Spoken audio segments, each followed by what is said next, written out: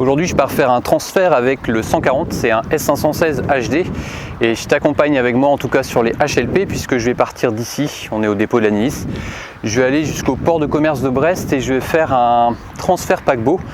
Alors en ce moment, il y a un paquebot de croisière, enfin juste pour aujourd'hui. Et ce que je vais faire, c'est que je vais aller jusqu'au port.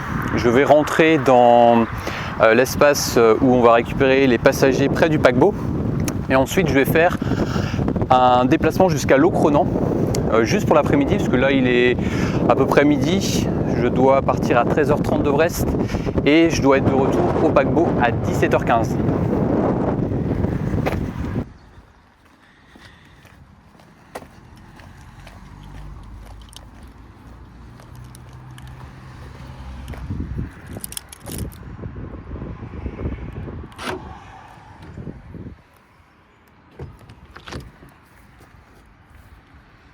Il n'y a plus d'air.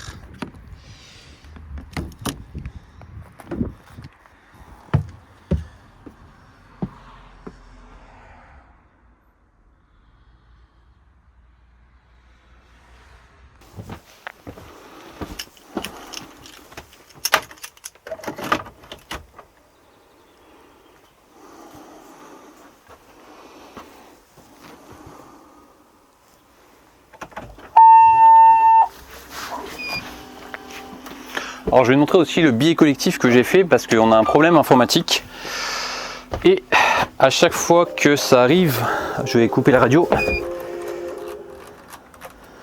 j'utilise la méthode à l'ancienne, à savoir que j'ai fait un billet collectif à la main parce que je ne peux pas me connecter au serveur, il y a le logiciel qui est planté et cette commande là n'était pas prévue. C'est une commande qui a été rajoutée hier et ce que j'ai fait, c'est que j'ai tout simplement mis toutes les mentions obligatoires sur une feuille papier avec une feuille papier blanche et un crayon tout simplement, avec les éléments importants, notamment le nom, prénom du conducteur, l'immatriculation, les éléments, la destination, l'itinéraire que je dois prendre et les kilométrages, départ dépôt, départ client, retour dépôt, retour client, etc. etc.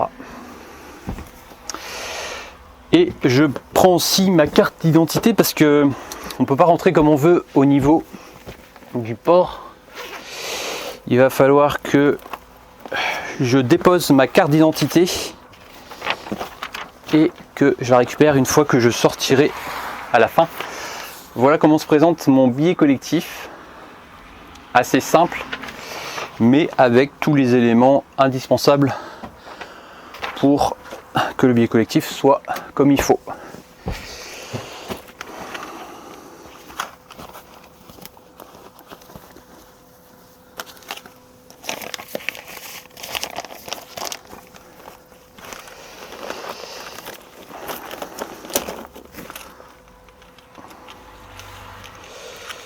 Alors je vais déjà insérer ma carte conducteur pour commencer et ensuite je vais lancer le moteur.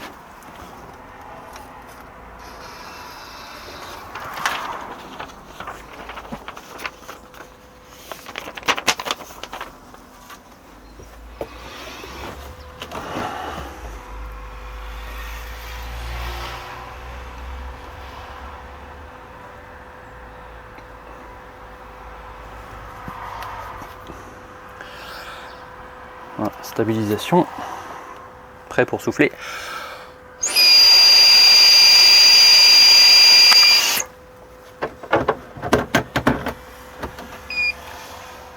Et là je peux démarrer.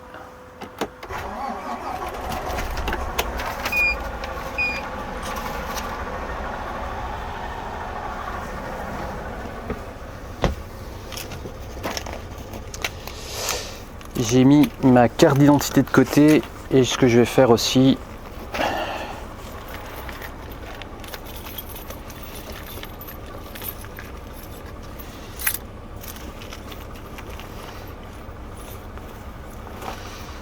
c'est de mettre de côté la clé qui permet d'ouvrir la barrière.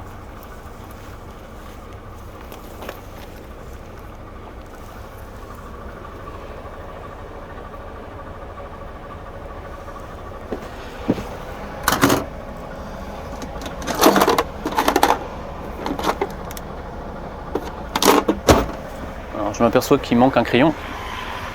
Je vais aller récupérer un crayon dans la salle conducteur. Ça y est, j'ai récupéré le crayon. Je note le kilométrage départ dépôt et ça va servir ensuite pour la facturation.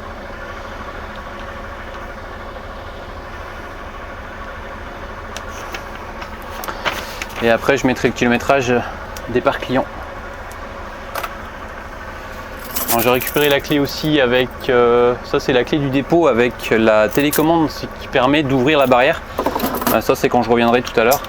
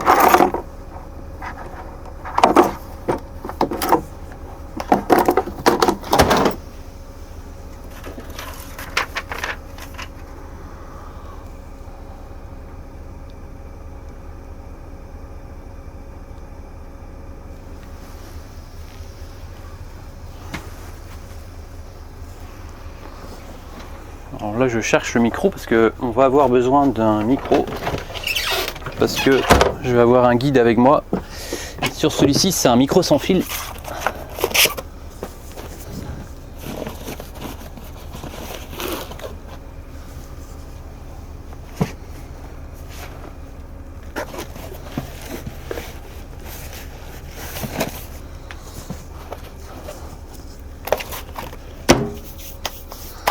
Sauf que là, je sais pas où il est.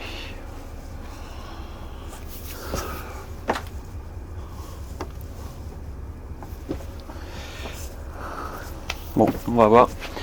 Arrivé sur Brest.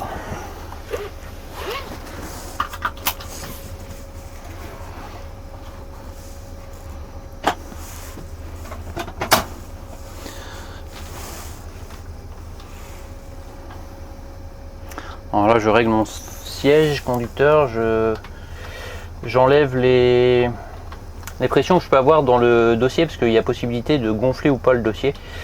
Moi je mets tout par défaut dégonflé.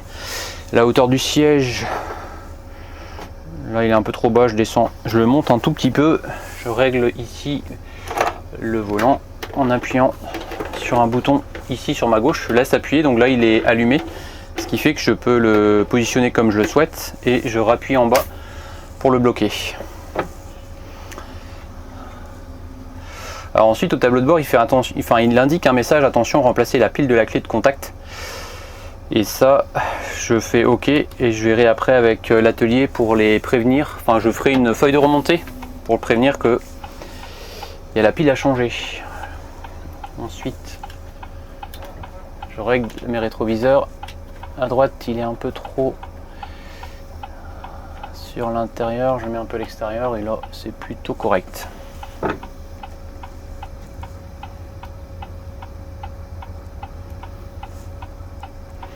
Alors, il y a une caméra de recul, alors je fais attention en même temps dans la rétro et je regarde aussi la caméra de recul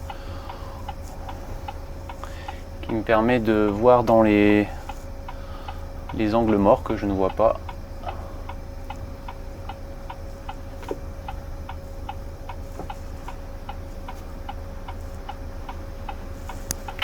Alors là je vais ouvrir la barrière tout de suite parce que je vais sortir par en haut.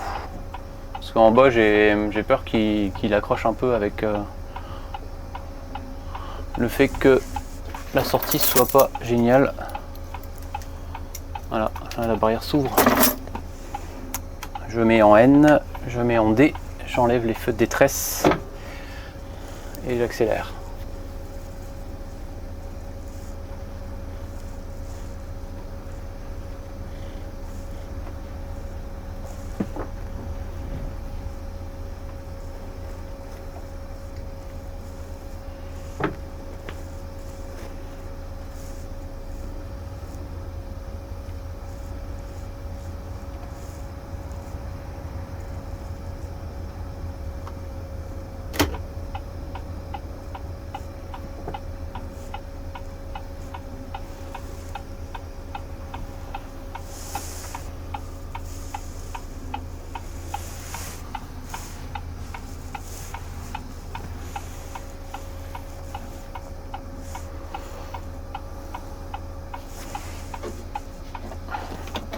Alors ça m'intrigue de ne pas trouver le micro sans fil parce qu'habituellement il est ici. C'est dommage qu'il n'y ait pas un micro avec fil qui serve en secours. Voilà, la barrière elle se réouvre très rapidement. Là, enfin elle se referme très rapidement parce que là elle est en train de se fermer. Ce que je fais c'est que je la réouvre pour éviter d'accrocher. Et là je fais attention qu'elle soit bien ouverte pour pouvoir tourner comme il faut.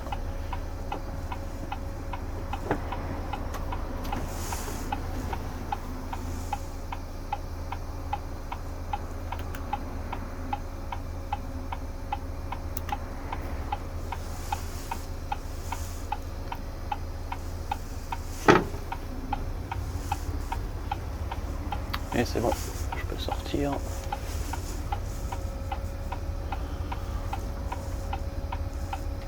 Je fais attention côté gauche parce qu'il y a la barrière, de faire attention de ne pas l'accrocher. Je fais attention au niveau du passage, notamment de mon essieu arrière.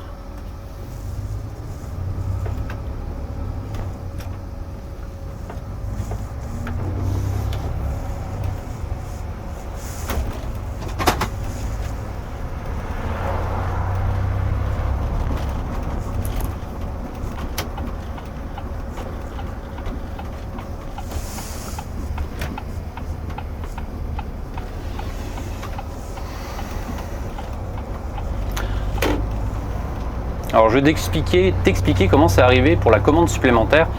Ça arrive quand même très rarement.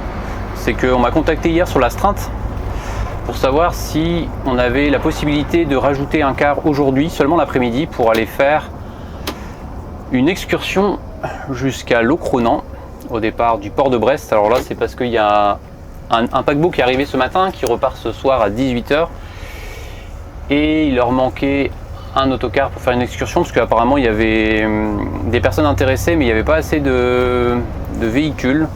Ce matin il y avait déjà un véhicule qui faisait du Locronan seulement le matin, il n'y avait pas l'après-midi, et comme il y avait des clients intéressés, on nous a demandé si on avait la possibilité de rajouter un autocar. Alors ce qu'on fait nous de temps en temps, je dis bien de temps en temps, et en fonction aussi des disponibilités de chacun, c'est que moi je suis d'astreinte cette semaine.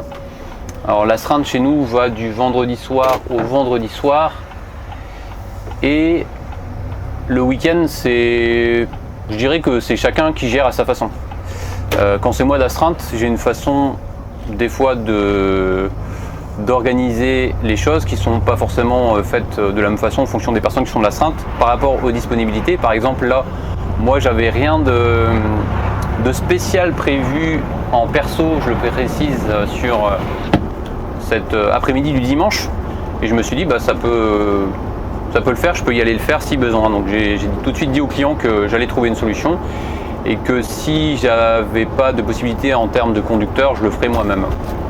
Et au départ il y avait peut-être une possibilité pour mettre un conducteur, celui qui faisait le matin le Locronan, qui fasse aussi l'après-midi, sauf qu'il est pris visiblement à faire autre chose, et c'est pour cette raison que je fais ce billet collectif.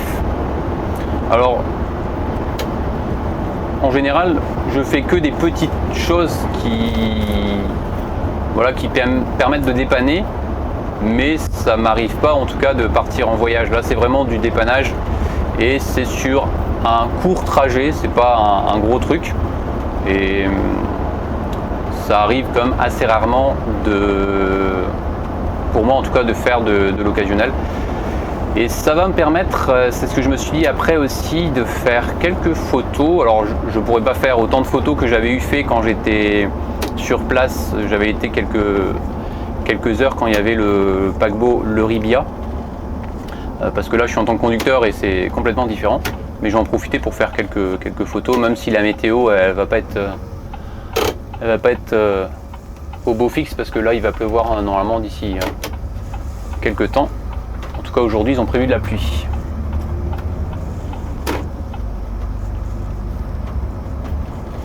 Alors c'est un petit paquebot parce qu'il y a entre 700 et 800 passagers. Et en termes de car, il ne doit pas avoir non plus des masses. Je n'ai pas trop regardé au planning parce que j'arrivais pas à accéder au planning. Je pense que comme d'habitude, il doit avoir un petit peu des cars de l'Eland, des cars des Aber, des cars Bian, je suis pas sûr, des cars Labatt à mon avis, et peut-être le Brise.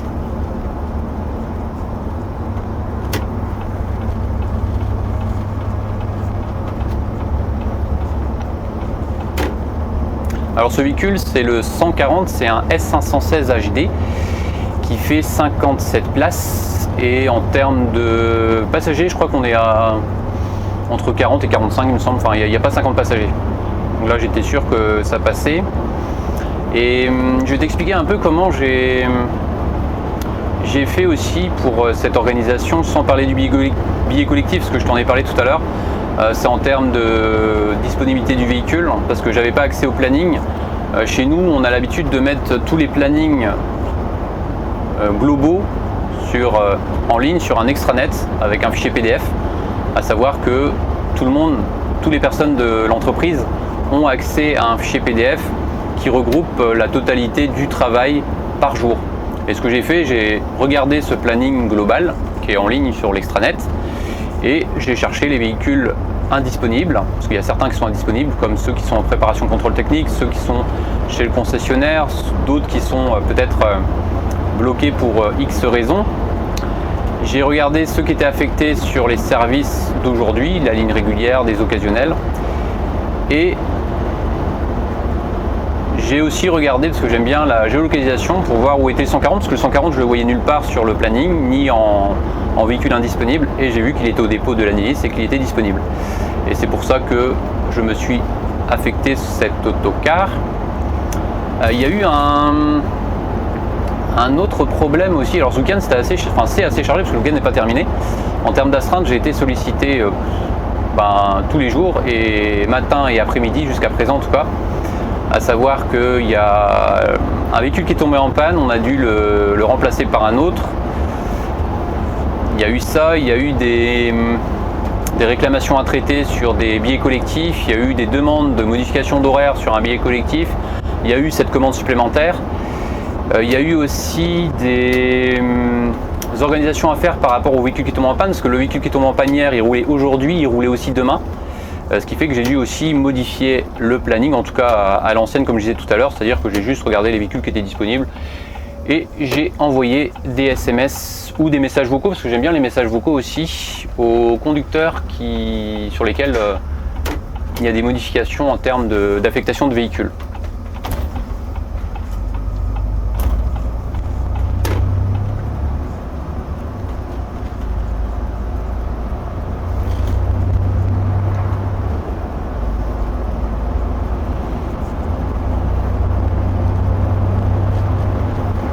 Alors pour t'expliquer un peu aussi comment ça va se passer avec la prise en charge des clients, c'est que quand je vais arriver au port, tu vas voir, je vais descendre du car, je vais me retrouver près de barrières parce qu'il y a un accès qui est limité. Je vais me garer, je vais aller à l'espace de contrôle, on peut appeler ça comme ça, où je vais donner ma carte d'identité, et il va vérifier aussi l'immatriculation du véhicule, parce que quand j'ai validé la commande, j'ai aussi dû donner mon identité, mon nom, mon prénom.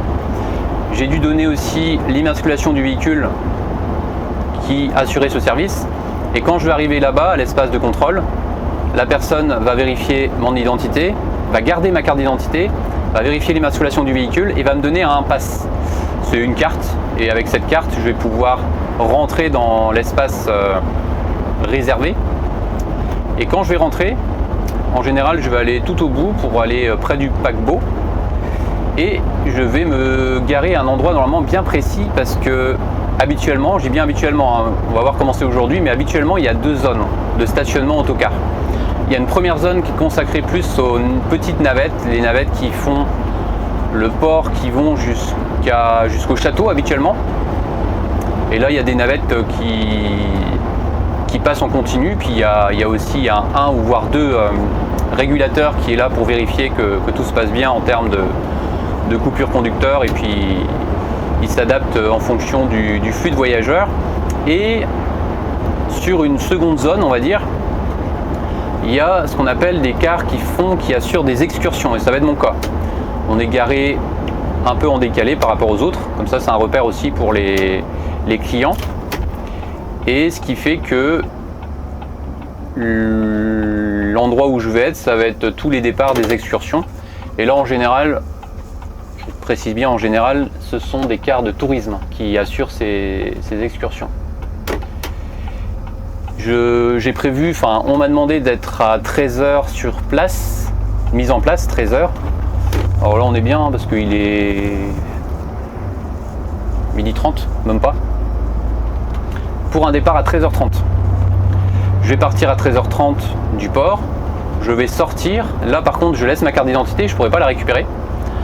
Je vais faire mon petit transfert, on va dire, jusqu'à Locronan. À Locronan, les voyageurs descendent, il y a un guide qui va les accompagner dans Locronan pour faire la visite de la petite cité de Caractère, parce que Locronan c'est une petite cité de Caractère.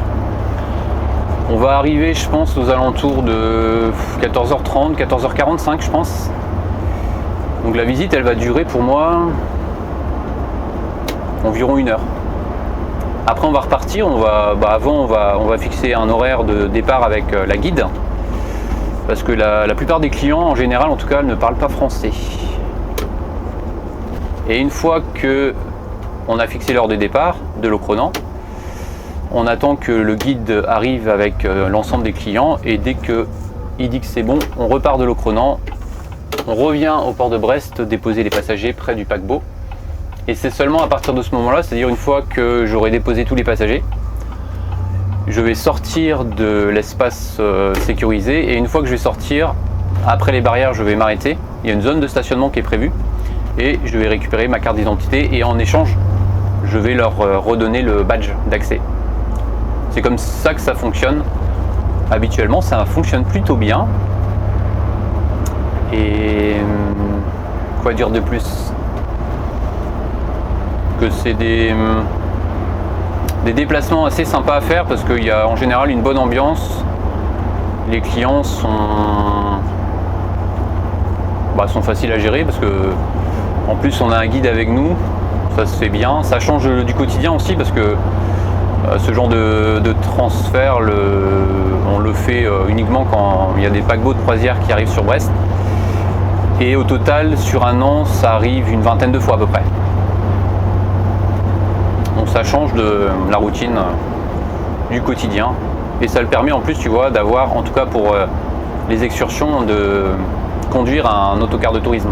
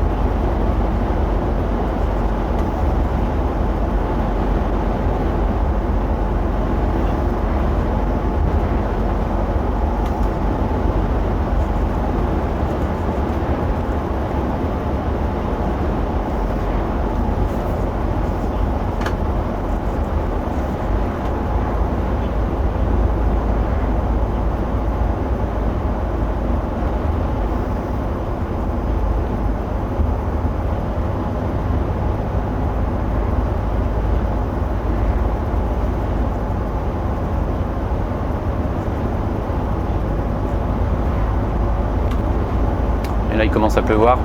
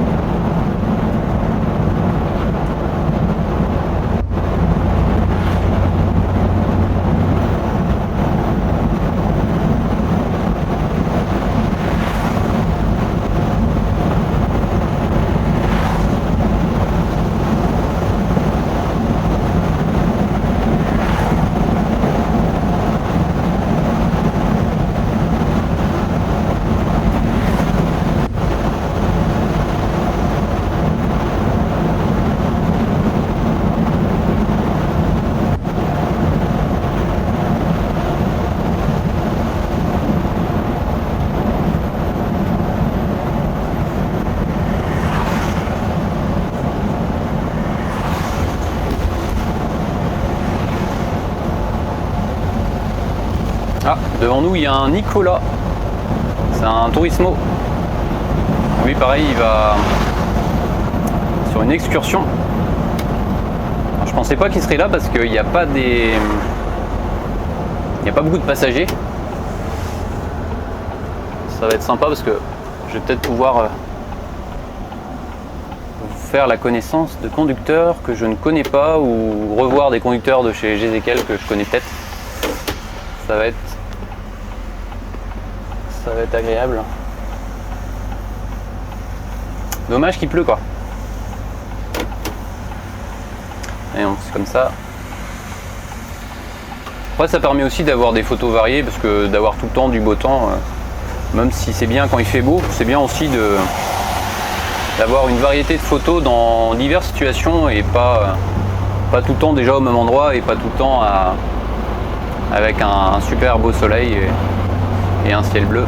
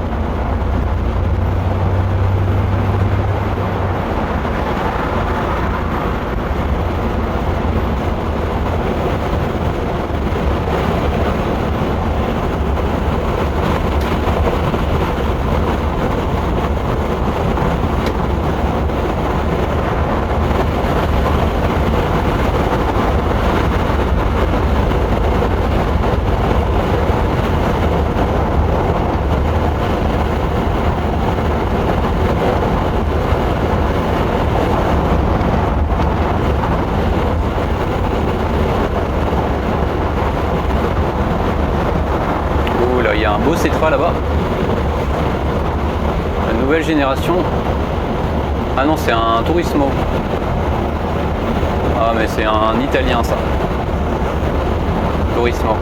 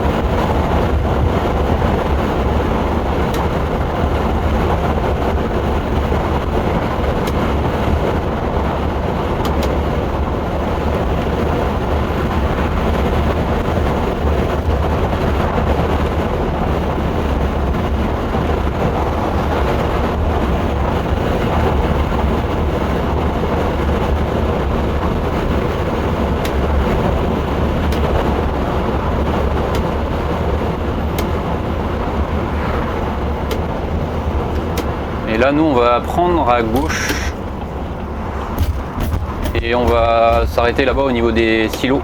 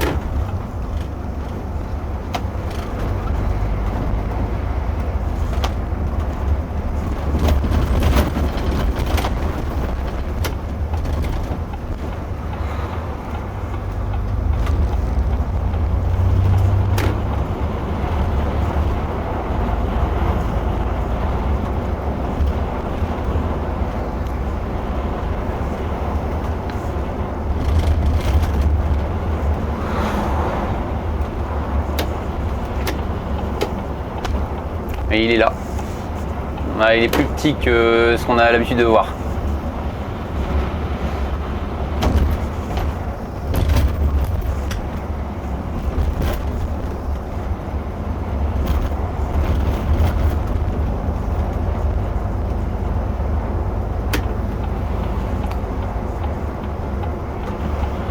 Et c'est ici qu'on va tourner.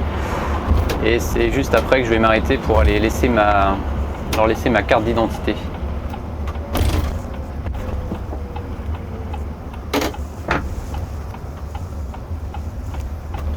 Ah, il y a un Carlabat aussi.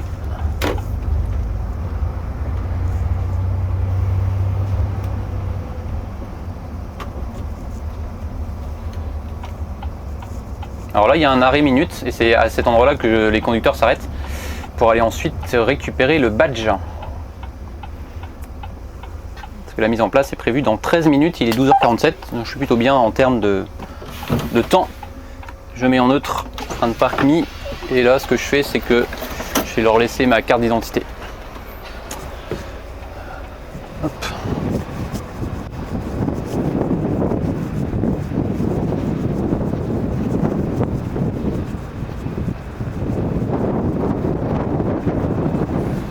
Alors là je vais à l'accueil badge.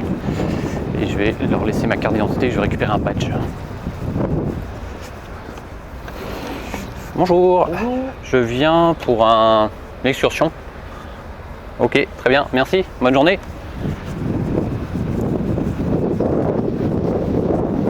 Ça a été rapide.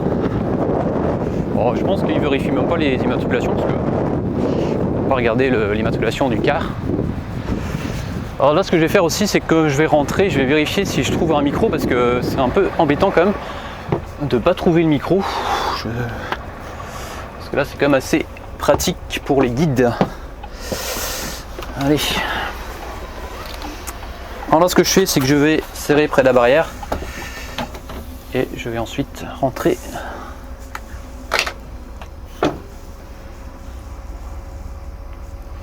Grâce à mon badge.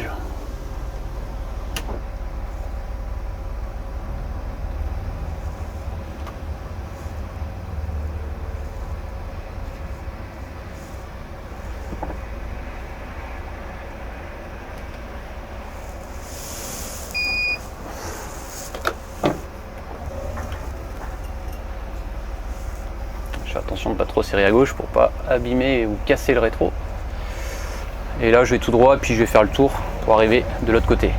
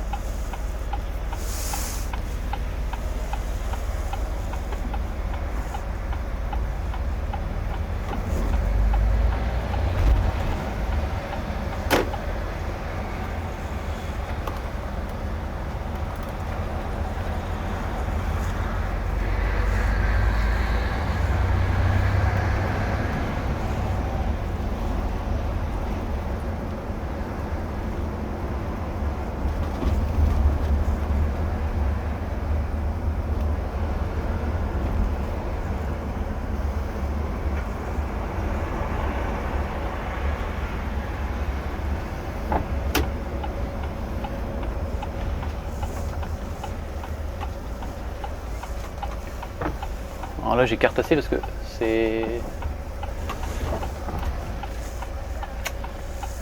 large mais il faut faire attention.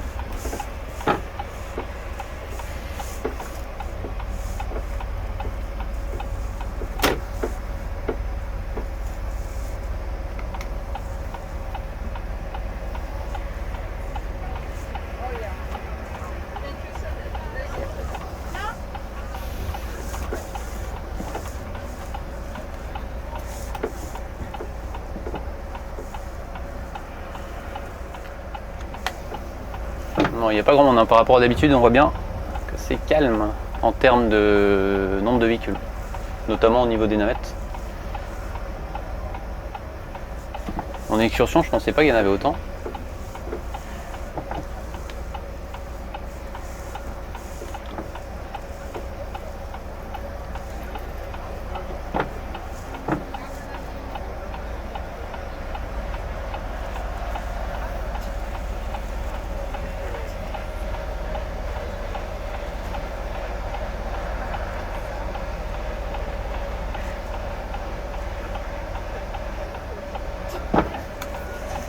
Je vais aller voir derrière, vérifier. Parce que là, l'idéal c'est de serrer au maximum derrière pour pas gêner ceux qui veulent sortir après. Donc là, j'ai de la marge.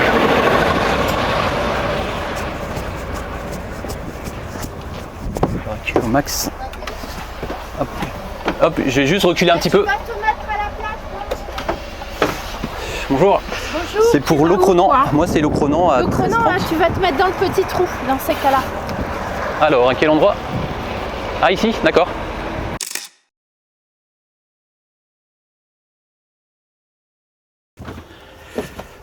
Alors là, je viens de finir au port de Brest et je rentre au dépôt.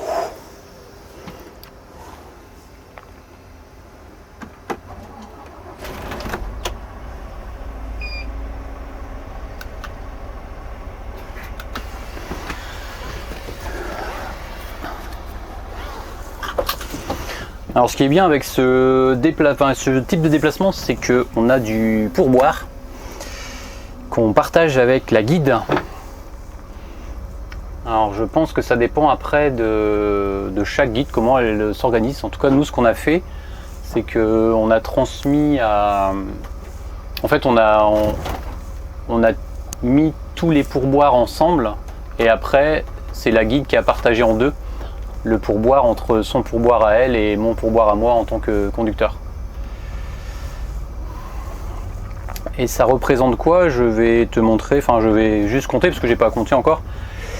Sur juste une après-midi, parce que là j'ai fait juste une après-midi de déplacement, hein, parce que j'étais juste à Locronan avec un groupe. Déjà il y avait au total 42 clients, plus l'accompagnatrice. Et on n'a pas que des euros, on a aussi des dollars. Alors ce que je vais faire là, c'est dans un premier temps, je vais sortir du port. Et une fois que je serai sorti, je vais compter. Et c'est pour ça que c'est assez apprécié aussi ce type de travail. C'est parce que, en tout cas pour les excursions, il me semble en tout cas, dès que tu fais une excursion, c'est quasi sûr que tu as du pourboire. Alors si en plus tout se passe bien en termes de conduite, parce que c'est important, je trouve en tout cas pour ce type de déplacement, d'être encore plus souple que d'habitude, de pas surtout d'être toujours serein au volant, d'être calme, de prendre son temps et puis de rouler vraiment comme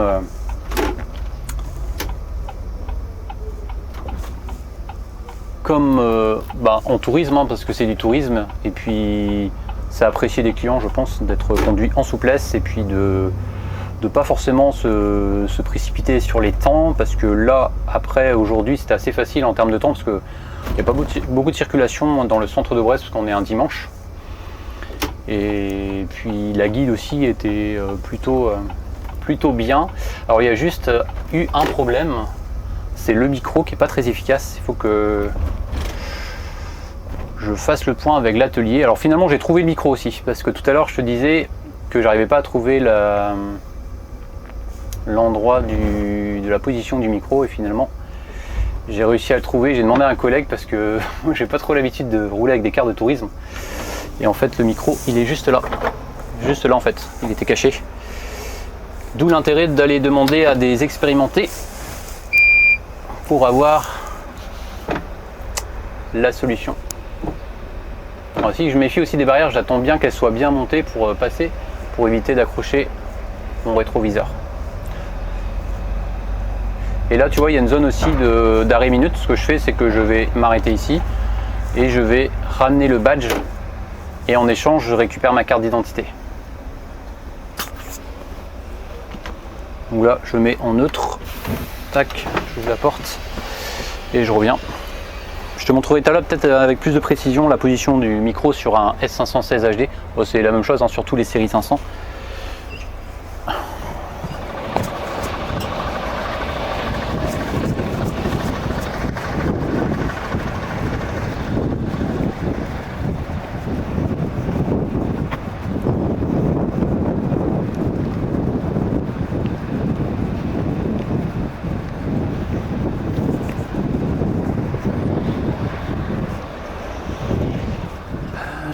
Bonjour, je viens récupérer ma carte. C'est bien celle-là, merci beaucoup. Allez, bon courage, au revoir.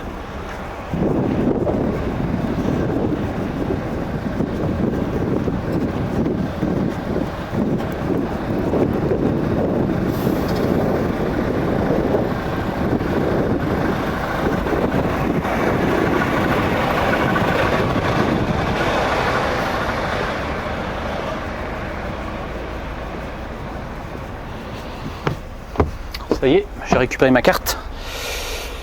Je vais la ranger avant que j'oublie.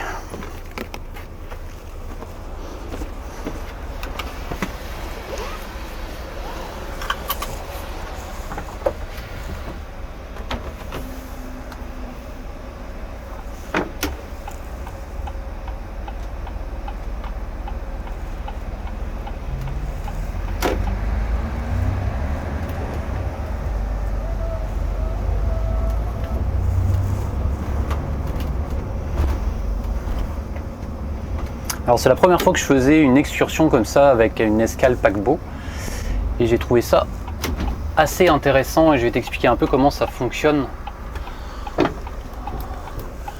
parce que il y a quelques éléments que j'ai appris grâce à ce déplacement que j'ai fait, d'où l'intérêt de toujours s'intéresser puis de le faire soi-même parce que tu apprends beaucoup mieux en le faisant soi-même plutôt que de demander à des conducteurs, même si demander à des conducteurs surtout expérimentés c'est très bien aussi. C'est bien d'avoir sa propre expérience parce que c'est comme ça que tu apprends, pour moi en tout cas, le mieux. Alors déjà, petite anecdote quand même, c'est que quand on a commencé à faire entrer les passagers, il y a des billets d'entrée. C'est-à-dire que les personnes qui descendent du paquebot, pour ceux qui font des croisières, hein, je le précise, enfin pas des croisières, pour ceux qui font des excursions en car, doivent payer l'excursion. C'est-à-dire qu'on leur remet pour l'excursion un billet et une fois qu'ils sortent du bateau, ils se présentent à la guide, en tout cas là c'était la guide qui récupère les billets et qui fait monter au fur et à mesure les passagers. Et là pour la petite anecdote, c'est qu'il y a 2 personnes il me semble qui se présentent au car sans billet et là il y a l'accompagnatrice qui indique qu'il faut que ça nécessite pour entrer dans le car un billet. Et là, il y a une des 2 personnes qui dit à la guide que si à la place, ils peuvent monter.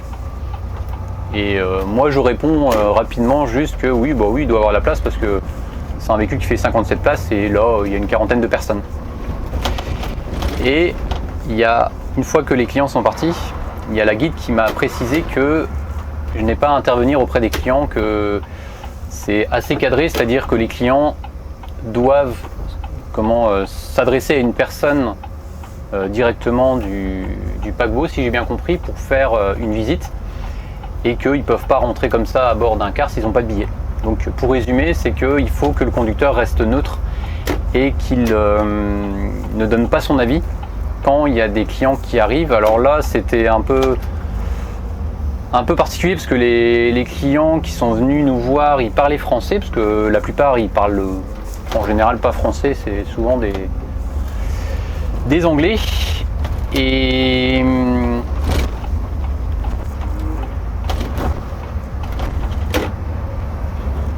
la leçon que cette anecdote m'a apprise, c'est qu'il faut rester neutre. Quand il y a des passagers qui interviennent, qui viennent et qui essayent pour X raisons d'avoir des informations, il faut mieux relayer la demande auprès de la guide plutôt que de répondre comme j'ai fait et de rester surtout neutre. Ça c'est la première chose. Après, pendant tout le reste de mon déplacement, alors j'ai trouvé assez sympa parce que, alors en tout cas pour le Cronan, hein, parce qu'il y a d'autres qui allaient à Daoulas par exemple. Daoulas ça doit être un peu plus triste entre guillemets parce que c'est trop proche de Brest, il n'y a pas beaucoup de temps de route. Daoulas jusqu'au port, il y a peut-être 20 minutes de trajet, alors que moi j'avais 1 heure de trajet pour aller du port jusqu'à Locronan. Ça c'est le point positif. Après, pendant tout le trajet, il y a la guide qui parle. Et d'où l'intérêt d'avoir le micro, parce qu'au départ je ne trouvais pas le micro. Et finalement, comme je te disais tout à l'heure, j'ai réussi à savoir où c'était avec un collègue. L'importance du micro, c'est que la guide qui est avec le conducteur va parler pratiquement pendant tout le trajet, aller et retour. Et elle expliquait un peu tout ce qui, on va dire, tout ce qui est lié à la géographie et l'explication aussi des noms. Alors c'était en anglais, je pourrais pas te traduire en détail tout le discours. C'était vraiment lié beaucoup comme au parcours qu'on faisait, aux communes qu'on desservait. On a parlé par exemple de Brest évidemment, on a parlé de Plougastel-Daoulas, on a parlé de Châteaulin, parce qu'on est passé par Châteaulin, et évidemment on a parlé de Locronan. Et c'était beaucoup de choses liées à l'histoire et au patrimoine des villes ou villages qu'on desservait. Et quand on est arrivé, les clients, ils ont eu à peu près... On est arrivé à 13h30, non à 14h30, 1h, 14h30. Ils ont eu 1h30 sur place parce qu'on est reparti. On s'est donné rendez-vous après à 16h. Enfin, c'est pas qu'on s'est donné rendez-vous à 16h, c'est que l'idée c'était que le car parte à 16h. Et tout s'est bien passé parce que les clients déjà ils étaient à l'heure. Ils étaient assez discrets, je trouvais, calmes et à l'écoute aussi dans tous les discours qui ont pu être, dans tout le discours qui a pu être mené par l'accompagnatrice. Et c'est là que tu te rends compte que mine de rien, accompagnatrice ou accompagnateur, c'est un sacré boulot parce que ça demande déjà de la connaissance et de pouvoir aussi facilement parler de façon aisée, de façon à ce que le message soit bien compris. Et pendant tout le trajet, c'est-à-dire pendant 2 heures de temps. Enfin, au retour, il y a eu moins de paroles, je trouvais, par rapport à l'aller. Mais ça n'empêche que ça nécessite quand même déjà en premier une certaine connaissance et une aisance aussi à l'oral. Et après, moi j'étais libre à arriver sur place parce que voilà, j'avais pas de contraintes particulières, à savoir que dès que je suis arrivé à Locronan, entre 14h30 et on va dire, je suis rentré au car 15 minutes avant jusqu'à 15h45, j'étais libre. Et j'ai eu l'occasion d'échanger avec un conducteur super sympa de chez Gézéchiel Tourisme, un conducteur de tourisme. Et au retour, pareil, hein, la guide expliquait un peu l'histoire et la géographie des sites qu'on desservait sur le trajet retour. Et chose aussi que j'ai appréciée, c'est qu'au retour, que ce soit l'aller ou au retour, l'accompagnatrice, elle a aussi parlé du conducteur. Elle a présenté le conducteur, elle m'a présenté, elle a dit le conducteur il s'appelle Benjamin et il va faire le trajet avec nous, etc., etc. Et puis à la fin aussi, elle a remercié, elle a dit on remercie le conducteur pour sa conduite, etc., etc. Puis là les passagers ont applaudi, donc c'est très appréciable et ça montre aussi que les passagers ont apprécié ta conduite. Et après à la fin, l'accompagnatrice, elle a fait aussi un petit mot de la fin pour sa partie à elle, et puis elle a été aussi applaudie, ce qui veut dire qu'elle a été appréciée. Ça c'est la première chose. Et la deuxième chose, c'est les pourboires, parce que les pourboires ça représente aussi la qualité de service, à savoir que toi aussi tu vas donner, si toi tu étais voyageur, tu donnes du pourboire quand tu as apprécié le travail qui a été réalisé. Et le fait d'avoir eu du pourboire avec les clients et d'avoir pu échanger aussi, faire le point, parce que ça c'est aussi important je trouve de mettre en commun en quelque sorte la cagnotte qu'on a pu avoir grâce à ces pourboires, et puis de se le partager entre le conducteur et l'accompagnatrice, même si en tout cas à mon sens l'accompagnatrice a fait comme un gros travail, et un travail plus important que le mien, parce que moi j'ai pas fait de discours, j'ai pas préparé, même si elle a l'expérience et qu'elle connaît maintenant je pense par cœur les choses à évoquer. C'est comme ça représente comme un sacré travail de parler avec eux à bord du car, parce que moi j'ai pas été avec eux après aussi sur site, hein. Après je sais pas ce qui s'est passé sur Locronan. Je pense qu'il y a une présentation et un guide aussi, enfin une explication aussi assez minutieuse de Locronan, ce qui fait que je pense elle a passé aussi la grande partie de son temps sur Locronan à expliquer, à présenter la petite cité de caractère, parce qu'on appelle ça la petite cité de caractère de Locronan, et ça demande aussi une certaine expérience.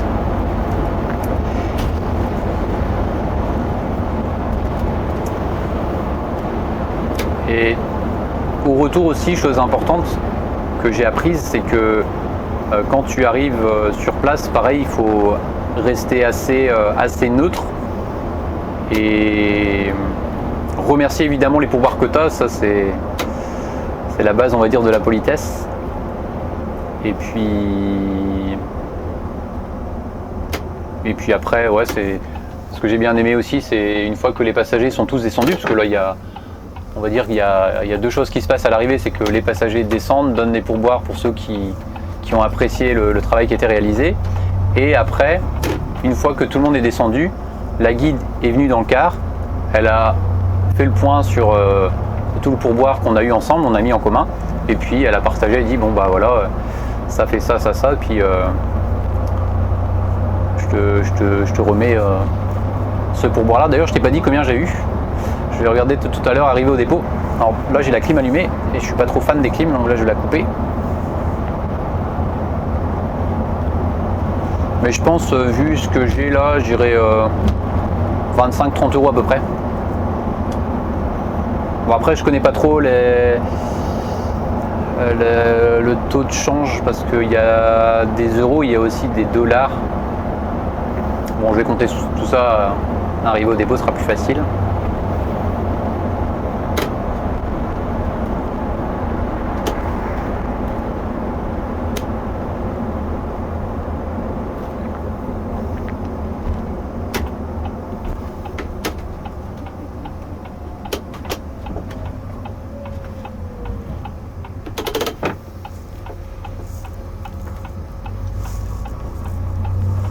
En tout cas, le véhicule est super agréable. Ça fait un petit moment que j'ai pas roulé avec ce véhicule, je crois pas, le 140. Alors, il y a juste quelques petites choses. Alors ça, c'est l'extérieur. J'ai remarqué ça depuis quelques temps déjà. Il y a la peinture qui part sur le toit du côté gauche. Et j'ai vu qu'il y avait une baguette aussi qui était partie côté droit par contre. Une baguette de séparation de la carrosserie avec les vitres latérales. Une baguette grise là qui est partie. Bref, à signaler à l'atelier, je vais faire une feuille de remontée, ça tout sera clair.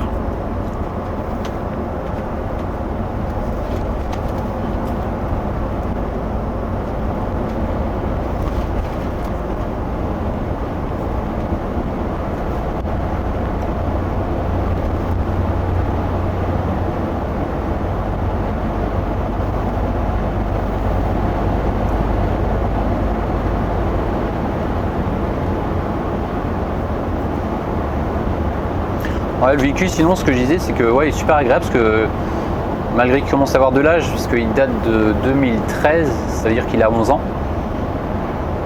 il a encore une bonne puissance moteur. Après, il n'a pas beaucoup de kilomètres, je trouve, pour un car qui a 11 ans. Bon, après, il y a eu la Covid, c'est normal, mais il a que 464 000 km. Ça fait pas beaucoup, hein. Mais bon, on peut dire qu'en 2020, 2021 et un petit peu en 2022, il n'y a pas eu beaucoup d'activités de tourisme. En tout cas 2020-2021 c'est quasiment nul. Après 2022 ça commence à repartir mais c'était pas non plus une saison normale. Et par contre ce que je disais tout à l'heure justement au conducteur de Chaugy-Descales, c'est que depuis 2023 en tourisme en tout cas dans le ressenti chez nous, ça a explosé. On a beaucoup de demandes, ça marche super bien.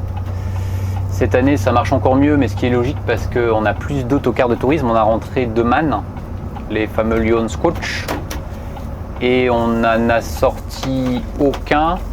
Alors, je vais quand même donner une précision. On a sorti le 152, le X, mais il n'est pas vraiment sorti parce qu'il a juste changé de dépôt. Il est parti au dépôt de l'Es-Neumain. Mais ouais, cette année, c'est une année encore plus prononcée, on va dire, que celle de 2023.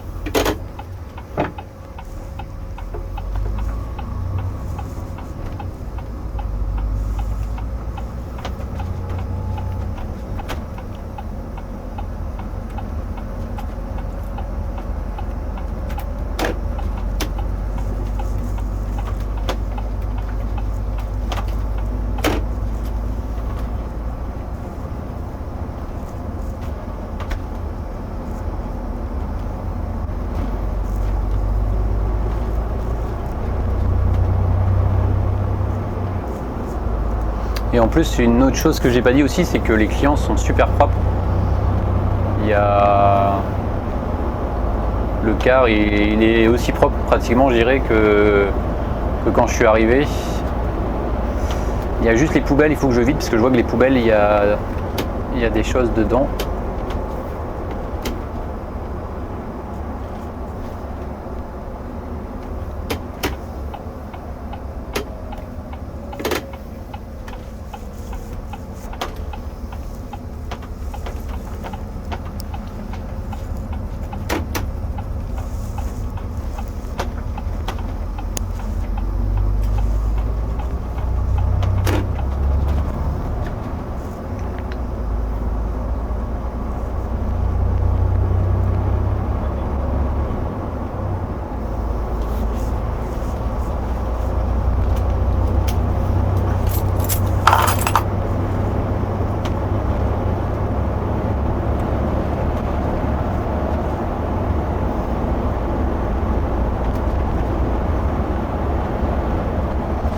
Ah, une chose aussi que j'ai su qui est assez intéressante, c'est que les guides semblent avoir des secteurs.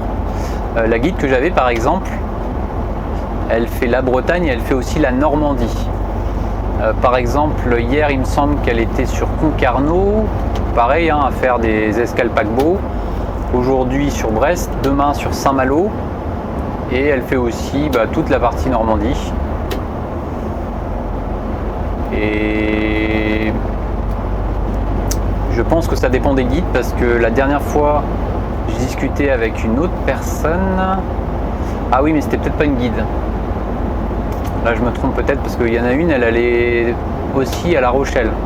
Mais je crois que c'était pas une guide, c'était la responsable je pense des escales paquebots. Et on retrouve aussi, c'est ce qu'on disait avec les collègues justement, les autres conducteurs, à chaque fois que tu reviens sur Brest, tu retrouves les mêmes guides. C'est-à-dire que cette année, il y a en tout, je crois, 20 escales. Sur les 20 escales, si tu viens plusieurs fois, tu vas retrouver les mêmes guides.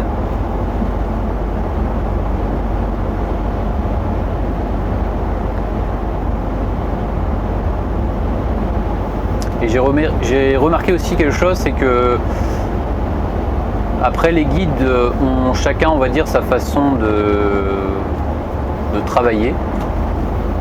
Et c'est pas des façons identiques pour chaque guide. Par exemple, je sais que quand j'avais eu l'occasion d'aller faire un reportage, j'ai vu beaucoup de guides sur le siège guide. L'accompagnatrice qui était avec moi, elle était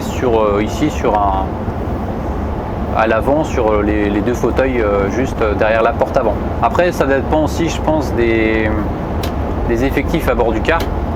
Bon après je pense pas que les cars sont tout le temps remplis.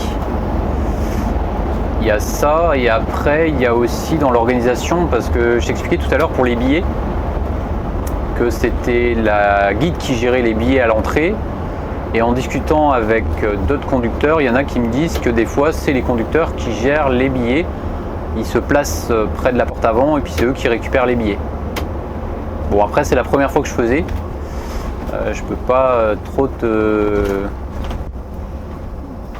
donner plus d'infos parce que je peux pas dire que j'ai une sacrée expérience dans le domaine, c'était la première fois. En tout cas c'était une bonne expérience à connaître.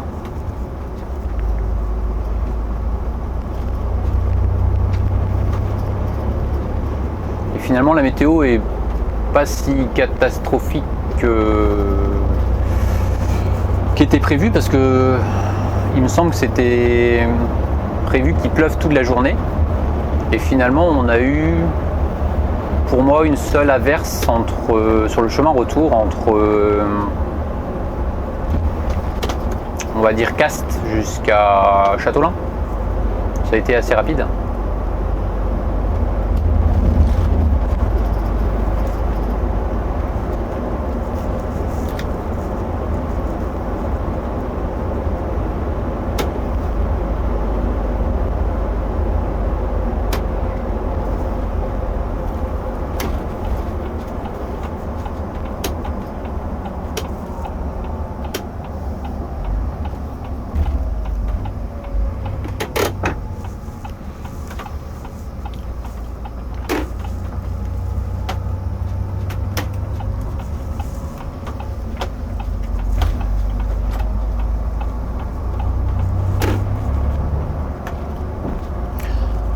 programme du reste de la journée, là il est 18 h.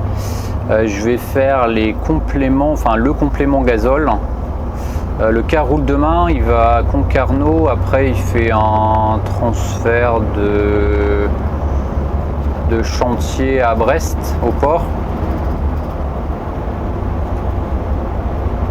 Et je pense que je pourrais pas consacrer du temps au nettoyage intérieur. Alors pour demain, en tout cas pour le déplacement qu'il fait à Concarneau, c'est avec un centre aéré, il me semble, un centre de loisirs. Donc on peut dire que le car il n'a pas besoin d'être impeccable parce que j'ai pas l'occasion d'avoir du temps pour le nettoyer parce que je suis d'astreinte et il y a des choses à modifier au planning pour demain et ça va être la priorité. Et si je le fais trop tard après, ça va être un peu complexe en termes de communication avec les conducteurs parce que c'est pour un trajet qui commence à 7 h. Donc je vais faire en sorte de l'appeler, enfin de le communiquer. Moi j'aime bien les SMS, comme ça il a une trace avant 19 h. Donc je vais essayer de faire assez rapidement le complément gazole. Et puis après je vais poser le car. Et ensuite je vais gérer les modifications au planning. Alors ce week-end, c'est un week-end qui est pas très chargé, on va dire, en termes de travail. Ce qui veut dire que ça n'a pas forcément... Enfin, ça veut pas dire que s'il n'y a pas beaucoup de travail, que tu vas pas être sollicité sur l'astreinte téléphonique. Parce que depuis vendredi soir, j'ai pas arrêté de gérer des choses sur l'astreinte téléphonique. Je vais en profiter pour te donner des exemples. Vendredi soir, il y avait un problème parce qu'on a commencé à assurer des services Blablacar entre Brest et jusqu'à Paris-Bercy. On a 2 cars qui tournent certains jours, sauf que entre les arrêts qui avaient indiqués pour les conducteurs et les arrêts qui étaient indiqués sur le billet des clients, il y a une différence. Donc on a eu des échanges avec un conducteur et il a contacté directement le centre Blablacar pour expliquer la problématique parce qu'ils se retrouvaient avec des clients qui ne comprenaient pas pourquoi ils s'arrêtaient dans le sens retour à cet endroit-là alors que c'était pas celui qui était indiqué. Bref, il y avait ça, c'était vendredi soir. Et samedi, il y a eu plusieurs choses, notamment la panne d'un véhicule. Ça a demandé aussi beaucoup de modifications et d'appels, des échanges, parce que le car qui est tombé en panne, il roulait le matin avec un conducteur, l'après-midi avec un autre conducteur, aujourd'hui avec un autre conducteur, lundi avec un autre conducteur. Par exemple, c'est pour ça que ce véhicule, demain, il fait le fameux déplacement à Concarneau plus un transfert, parce que c'était le car qui est tombé en panne, qui était prévu au départ. Bref, ça a demandé de contacter plusieurs conducteurs, de modifier l'affectation du véhicule. Il y a ça. Après, il y a eu des demandes d'un client pour modifier certains... Enfin, il y avait déjà vérifié parce qu'il y avait une réclamation, parce qu'il y a sur un billet collectif, il y a un arrêt qui n'a pas été fait apparemment sur une desserte d'un endroit. Alors, j'ai vérifié, puis effectivement, on n'a pas desservi un arrêt, donc j'ai dû expliquer au client, enfin faire le point avec le conducteur concerné et puis rappeler le client.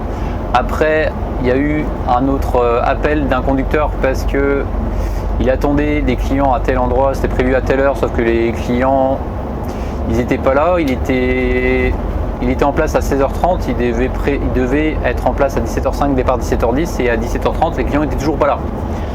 Bref, on a fait le point avec celui qui a commandé le car. Et on a tout simplement pris la décision de rentrer au dépôt parce que les clients n'étaient pas là. Il y a ça le dimanche matin. Donc ce matin, j'ai eu un appel pour un groupe qui partait à Paris parce qu'ils attendaient le car à 7h30.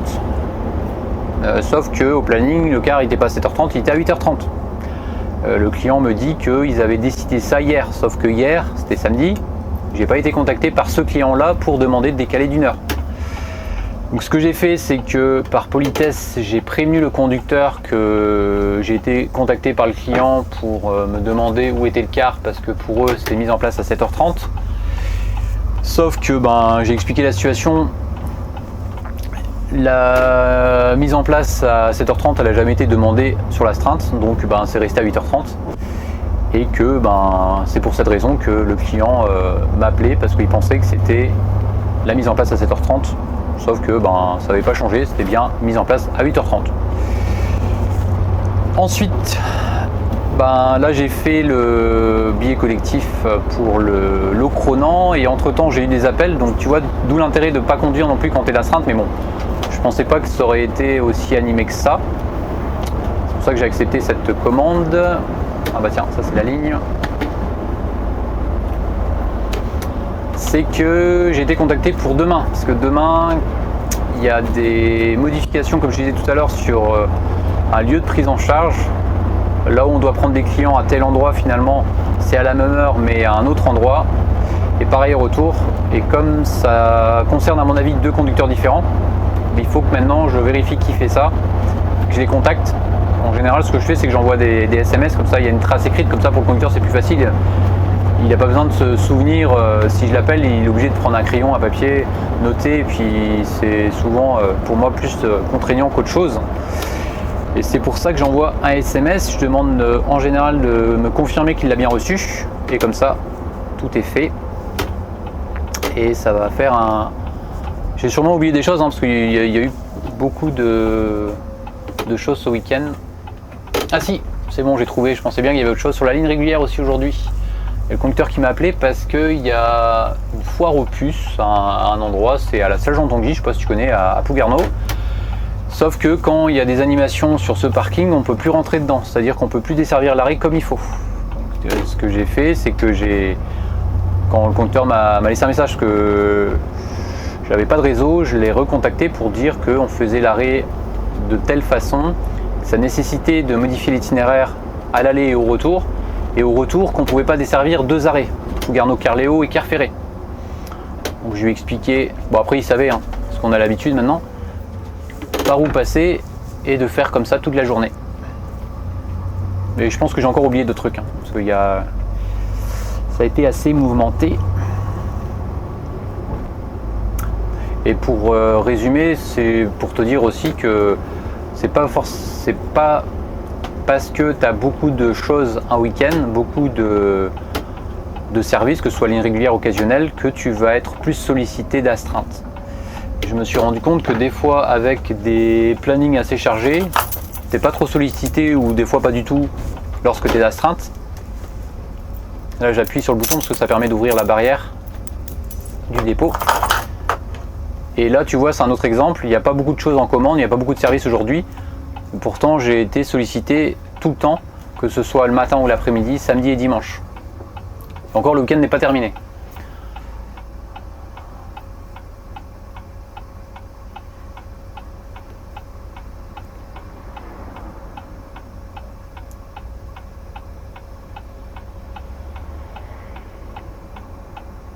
Bon, disons que la barrière s'ouvre, je vais compter combien j'ai eu. 5, 10, alors en euros j'ai 15 € et en dollars j'ai 1. C'est des 1 $. C'est bizarre ça. 1, 2, 3, 4, 5, 6, 7. 7 et 5, 12. J'ai 12 $ et 15 €. 12 $ et 15 €. Et d'ailleurs c'est la première fois que j'ai des dollars en main.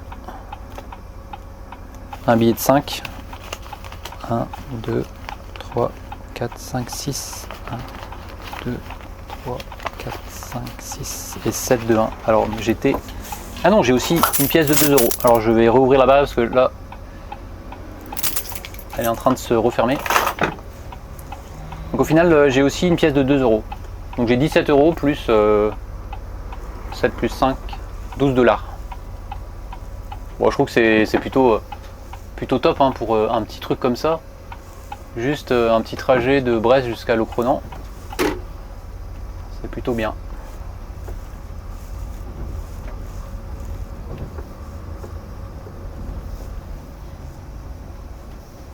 Et je vais en profiter aussi pour te montrer où se trouve le micro. Si comme moi tu sais pas où il se trouve. Je vais ranger le pourboire. Tu vois, alors je te montre un peu à quoi ça ressemble des dollars. Hop. Donc ça c'est un billet de 1 et je te montre un billet de 5. Un billet de 5 dollars.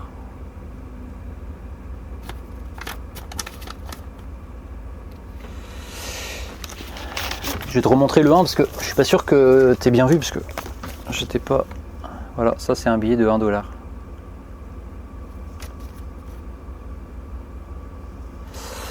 Intéressant, c'est toujours intéressant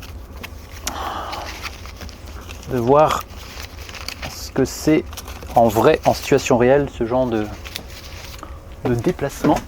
Je vais couper le moteur et je te montre tout de suite à la caméra la position du micro. Alors normalement on a deux micros, j'ai pas trouvé le micro sans fil et on a aussi un micro filaire et là je vais te montrer le micro filaire.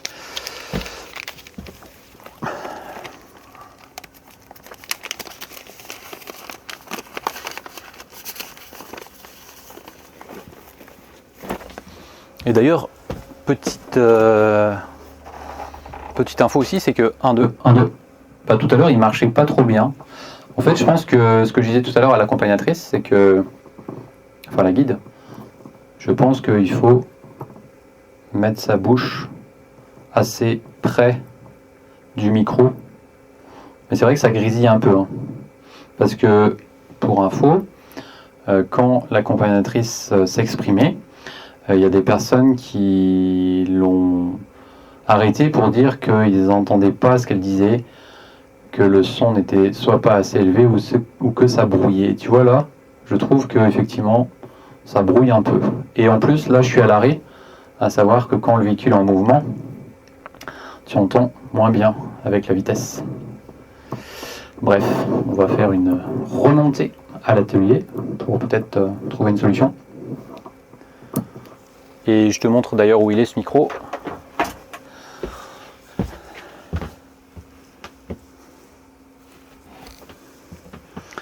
C'est juste à cet endroit-là. Il y a ça à ouvrir. Ah bah si, le micro sans fil il est là en fait. Je l'avais même pas vu, parce que peut-être que le micro sans fil il marche mieux. Je suis pas sûr, enfin bon. Et le micro avec fil il est là. Donc là il suffit de mettre sur on pour l'allumer. 1, 2, 1, 2. Et puis ne pas oublier de le couper. Et après pour le ramasser, je vais juste le mettre comme ça et fermer ici. Alors là ce que je fais c'est que je vais récupérer des gants parce que je vais faire le gasoil. Et on a une cabane ici où il y a des produits d'entretien, il y a aussi les gants pour éviter de se salir les mains. Petite boîte ici, il y a aussi l'aspirateur, les lave-glaces, les bidons pour le sol, et bon, tous les produits d'entretien dont tu peux avoir besoin pour nettoyer ton autocar ou aussi les véhicules légers. Le gant est mis. Alors là ce que je fais avant de faire le plein, je vais juste relever le kilométrage, mais encore avant je vais récupérer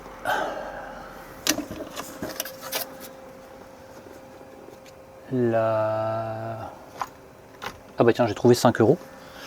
Bon, finalement il y a encore 5 €, donc on peut rajouter 5 € en plus de pourboire parce que j'avais oublié un billet là que je viens de trouver sur le tableau de bord. Ça fait 32 € plus 12 $ pour résumer. Je viens de trouver un billet là que j'avais pas repéré tout à l'heure. C'est plutôt une après-midi intéressante. Donc je relève d'abord le kilométrage 464 794 qui va me servir après à indiquer ici .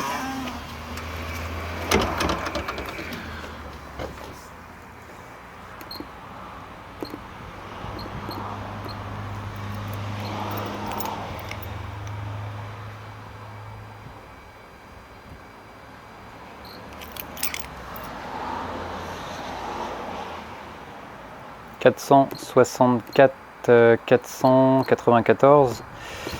Je valide et avant de faire le plein, je vais ouvrir la deuxième trappe parce que si tu ouvres pas la deuxième trappe, tu feras pas le plein de gazole. En tout cas, il sera pas complet. Donc là, j'ouvre le deuxième bouchon et là, je vais pouvoir faire le plein. Donc là, ça doit être bon. Pistolet 1, parfait.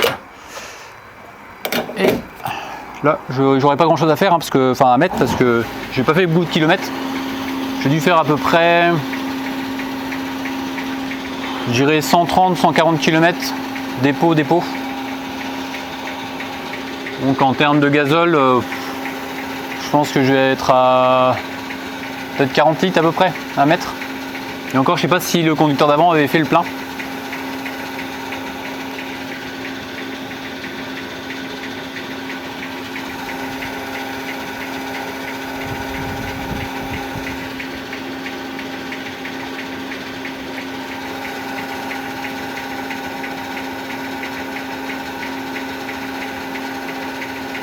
Là on est à 33 litres.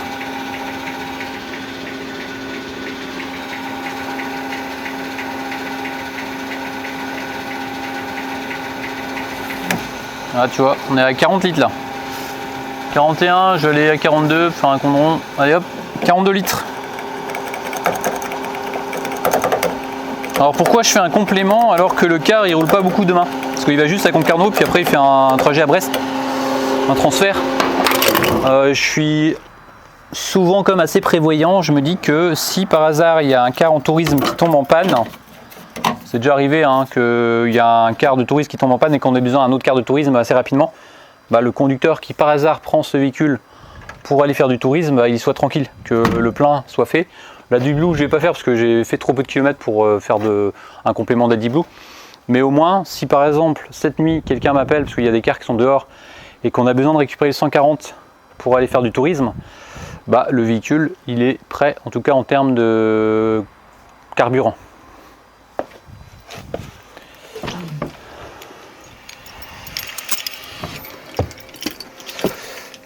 Là je remets les clés près des DVD et là je vais aussi ramasser la pancarte hein, parce que la pancarte on peut la mettre à la poubelle. Alors avant de partir je vais peut-être enlever les gants, ça sera mieux. Bon là le véhicule il est pas très propre mais il est pas non plus très sale. Je vais le laisser dans cet état parce que comme je disais demain il transporte des enfants et c'est pour aller à Concarneau, c'est un truc assez léger parce que moi je dois après modifier des choses au planning.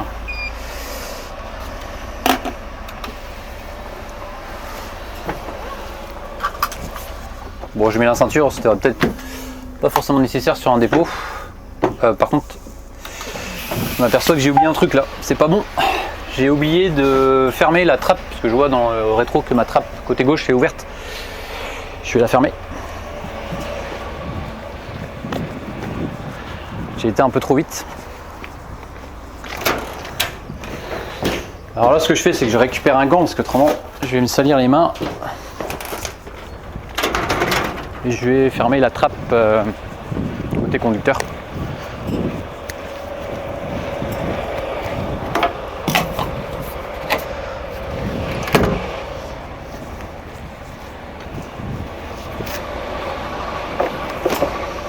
C'est pour ça qu'il faut prendre son temps des fois parce que dans la précipitation, c'est là qu'on fait souvent des erreurs.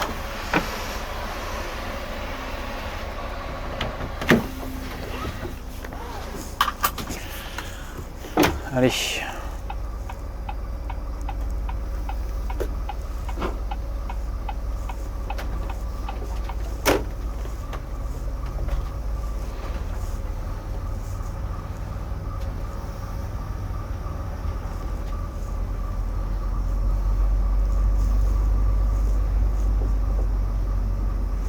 Alors celui-là, il est en position numéro 6.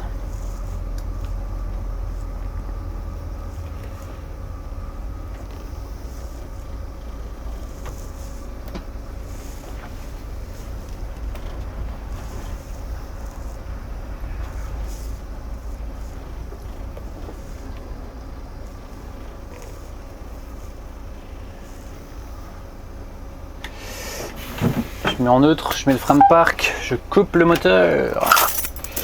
Et là, je vais rentrer les kilomètres retour dépôt. Et comme ça, je vais faire la différence pour avoir le kilométrage total.